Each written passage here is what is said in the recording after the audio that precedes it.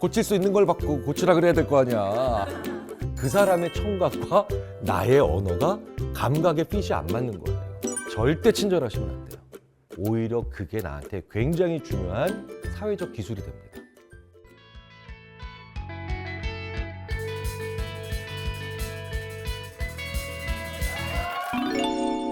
한민 박사라고 하는 문화심리학자가 있는데요. 제가 이 한민 박사 책을 참 좋아하는데 이 한민 박사가 쓴 책 중에 제목을 앞뒤로 좀 바꿔서 얘기해 드릴게요. 왜 뒤가 중요하니까. 선을 긋는 일본인, 선을 넘는 한국인 이런 책이 있어요. 선 넘는 사람들 꽤 많죠.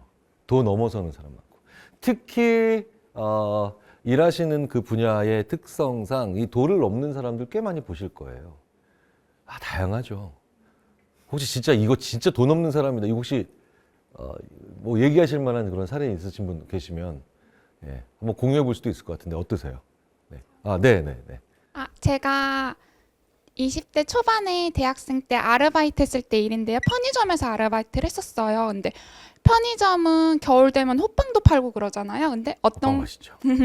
어떤 고객님 한 분께서 그 호빵을 저희가 이렇게 집게로 꺼내드려야 되는데 그냥 이렇게 열고서 손으로 꺼내신 거예요. 그래서 화상을 대셔가지고 어머 괜찮으세요? 그러면서 말씀드렸는데 그분이 제 손을 잡고서는 이게 다쳐가지고 호해주세요 막 이러시는 거예요. 그래서 그때는 진짜 아예 사회초년생이고 어떻게 해야 될지 몰라서 이런 식으로 넘겼는데 편의점 알바하면서 약간 그런 식으로 동전을 드리는데 손을 이렇게 잡고 안 놔주시려고 하시던가. 대부분 이제 남자분들이고. 네. 그쵸? 그리고 거의 중년분들. 그렇죠. 죄송합니다. 중년분. 정말 진짜 왜 이래 진짜. 아무래도 편의점에서 일했을 때 그런 일이 좀 많았었어요. 네. 혹시 지금 하시고 계신 일에 또 이런 사회초년병 시절에 이런 경우도 있지만 이런 공개된 장면이 아니라 그냥 1대1의 대화에서도 이런 경험들 많이 하시죠. 네. 그런데 이 선을 넘는다라고 하는 게 두 종류죠. 그게 선인 줄 알고 넘는 사람들이 있고요. 근데 선이 어디 있는지도 모르는 사람들이 있죠. 일단 선이 어디 있는지도 모르는 사람들은요.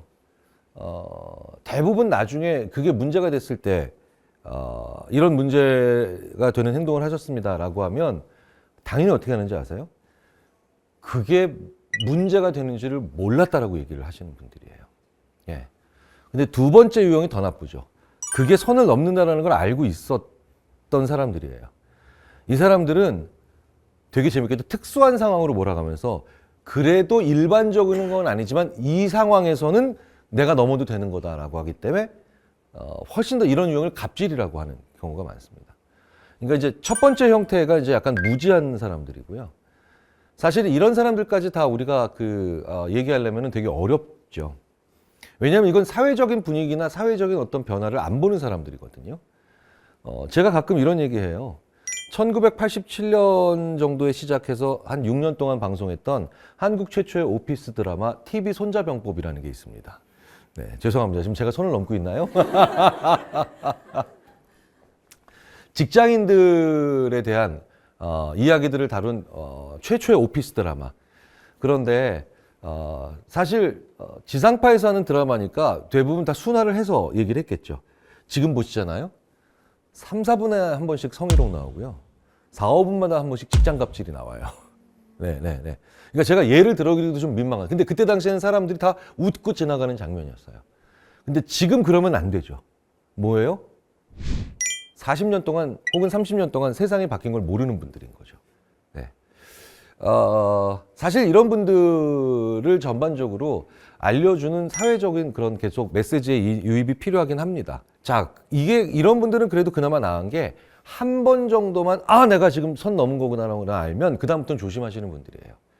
그래서 그 상황 자체가 아주 미묘하거나 아니면 중요한 뭐 결정이나 거래나 아니면 계약의 장소가 아닐 때는 이럴 때는 제가 학생들한테 이렇게 얘기해요. 하고 놀래라고.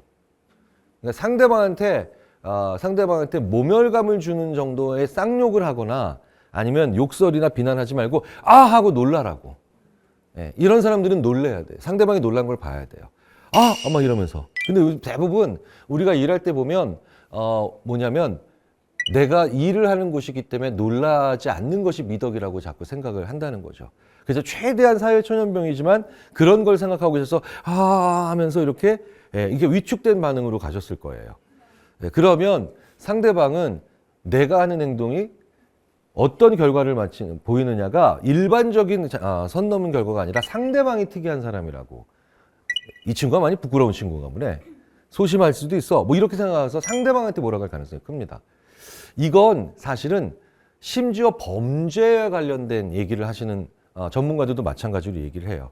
왜 우리 한 번쯤 들어보셨을 법한 얘기는 우리 여고 앞에 많이 있다는 무슨 맨이죠? 바바리맨들. 예. 이 바바리맨 같은 사람들이 자꾸 있을 때 대부분 이제 대처하는 게 이거잖아요. 못 본 척하고 그냥 가고. 그렇죠. 그런데 그럴 경우가 오히려 가장 범죄로 연결되는 경우가 많습니다. 이럴 때 오히려 적극적으로 와 하고 놀래는 사람 놀래고 그다음에 옆에 있는 사람들한테 알리고 이렇게 적극적으로 대처하는 게 훨씬 더 그 여성을 안전하게 만든다. 이게 뭐냐? 선을 넘잖아요. 도를 넘잖아요. 그러니까 알람을 줘야 되는 거예요. 예. 여기서 중요한 건 상대방한테 그 경우에 이런 거지 같은 인간라고 하면서 욕설을 하게 되면 되려 빌미를 제공하죠. 그래서 그냥 모욕감을 주지 않는 선에서는 강력하고 분명하게 내가 굉장히 당황하고 넌 나한테 상당한 침범을 했다는 걸 알리실 필요가 있습니다. 자, 그런데 상당히 많은 분들은 그러면 내가 지금 분명히 문제가 있다는 생각을 놀라기 때문에 자기도 놀라기 때문에 어쨌든 자기의 놀랐다라고 하는 반응으로 인해서 문제가 일어났다라는 걸 인식을 하거든요. 근데 참 두 번째 유형이 질이 안 좋아요. 왜 그거 있죠? 저는 이런 경우를 어디서 많이 보냐면 선을 넘는 경우를 멀쩡히 낮에 일하다가 식당에 가서 자기보다 약자라고 생각되는 서빙하시는 분을 만나거나 아니면 대리 운전을 하시는 분이랑 같이 갈 때나 그러니까 저랑 했을 때는 멀쩡히 있다가 그때는 절대 선이나 도를 넘는 경우가 없다가 자기보다 지금 상황적으로든 어떤 역할적으로든 약자를 만나거나 약자의 상황에 있는 사람을 만났을 때 갑자기 도를 넘는 행동을 하는 분들. 사실 지금 이걸 보시는 분들 중에 내가 거기에 해당된다. 사실 자기한테 가장 위험한 생태계를 만들고 계시는 거예요. 왜냐하면 저를 비롯한 수많은 보편적인 사람들이 그런 사람들을 제일 경멸하기 때문에 제일 싫어합니다. 사실 그런데 저희가 굳이 그렇게 알려드리지 않아도 이런 상황에 처하게 되면 어떻게 해야 되느냐죠. 약자인 거예요. 그러니까 이럴 때는 선이 있다라는 걸 안 돼도 넘어도 된다라고 생각하고 나중에 그 도를 넘는 걸 합리화하는 경우가 많죠. 물론 저도 지금도 그렇기 때문에 제가 약자라고 하는 상태에 들어갔다라고 판단해서 상대방이 이렇게 도를 넘는 경우 가끔 봅니다. 예를 들어 볼까요? 더 웃긴 건 사실 일반적으로 객관적으로 봤을 때 제가 약자가 아님에도 불구하고 그러니까 예를 들자면 이런 거예요. 제가 얼마 전에 어떤 곳에 강연을 갔어요. 그런데 그곳에 있던 어떤 분이 우리 조직이 저 사람한테 강연료를 지불하니까 저를 순간적으로 약자로 보신 거예요. 그래서 저한테 나이도 비슷해 보이는데 저를 툭 치시더니 요즘 돈 좀 벌어요? 얘기를 한 거죠. 왜냐면 저를 이제 어느 정도 TV에서 알고 있으니까. 그 사람은 절대로 밖에 나가서 저와 계약을 주고받는 장면에 그런 짓을 하지 않을 겁니다. 그러니까 순간적으로 저를 약자를 본 거예요. 자, 이렇게 상황적으로 나를 약자를 볼 때 이렇게 나오는 사람들은 정말 질이 안 좋은 사람들입니다. 자, 그렇다면 이런 사람들은 어떻게 돼야 될까요? 순간적으로 상황적으로 나를 약자로 보니까 이럴 때는 최대한 약자가 보이는 행동을 하지 않으셔야 됩니다. 그게 바로 뭐냐? 웃으시는 거예요. 친절하신 거예요. 절대 친절하시면 안 돼요. 그러면 되게 재밌는 건 사람들은 친절하지 말라고 하면 불친절하게 대하라는 얘기라고 착각을 하세요. 아니요. 해야 되는 이야기를 최대한 이번엔 내용은 친절하게 어투는 냉정하게 하셔야 돼요. 예. 최대한 웃음기를 빼야 돼요. 이런 부류의 인간들은 나 지금 막 올라와 지금. 이런 부류의 인간들은 상대방의 차가운 얘기에 굉장히 상대방이 약자라는 암시를 덜 받고요. 그리고요, 상대방이 그럼에도 불구하고 이렇게 인내심을 발휘해서 보이는 친절한 말투에 오히려 상대방이 약자라고 생각하는 자기의 말도 안 되는 생각을 더욱더 확증해 나갑니다. 자, 그래서 이 두 번째 유형 같은 경우는 놀란다, 뭐 아니다 이런 게 아니라 나의 약자적인 상황이 혹은 심지어 객관적으로는 아닌데도 나를 약자적 상황에 있다라고 생각하는 사람들한테는 절대로 웃지 말고 모든 내용을 객관적으로 냉정하게 얘기하시면, 그러면 최대한 그걸 조금 막아내시거나 아니면 완화시킬 수 있고요. 더 중요한 건 내가 흔들리지 않을 수 있어요. 사람은요, 되게 재밌게도 내가 감정을 섞은 언어를 얘기할 때 무너지거나 흔들리거나 어쨌든 다른 마음으로 변동되기 시작합니다. 내가 이를 꽉 악물고 최대한 냉정하고 건조하게 얘기를 하는 순간에 사람은 그렇게 함으로 인해서 내 멘탈을 오히려 잘 유지할 수 있다는 거 한번 꼭 명심해 보시고 한번 해보시면 한 두세 번만 해보시잖아요. 오히려 그게 나한테 굉장히 중요한 사회적 기술이 됩니다. 이런 사람들을 만났을 때 우리는 굉장히 힘들고 어렵고 심지어 사회적 트라우마가 될 때도 있죠.